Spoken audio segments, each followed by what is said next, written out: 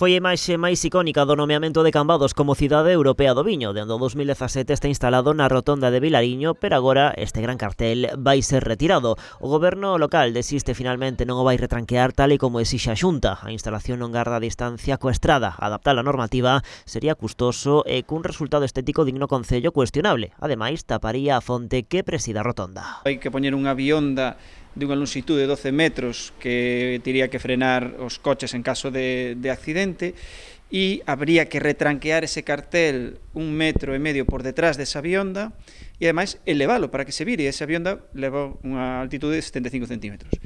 Entón, entre que o coste económico de facer eso é moi elevado porque teria que levar unha nova soleira, unhas novas zapatas, desplazar, quitar árbores. Así que o cartel vai ser trasladado con total probabilidade será instalado nalgún dos espazos dispoñibles no Museo do Viño. Unha das ubicacións que barallamos é esta na que estamos, o Museo do Viño.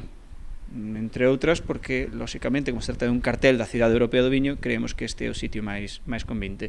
E para non ter que volver a ter que tramitar autorizacións con estradas e colocalo en outra rotonda, pois non tería moito sentido porque teríamos que cumplir os mesmos requisitos, non?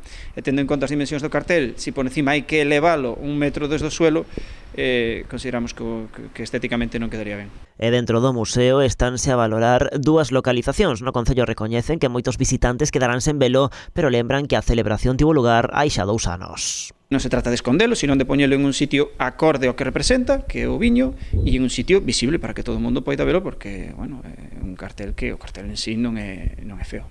As presas por instalalo son para Lagos motivos da súa instalación irregular na rotonda. Agora o traslado terá un custo de 5.000 euros, todo por evitar a sanción da Xunta por non cumprir coa normativa. O cambio levarase a cabo en canto se dispoña dos permisos pertinentes.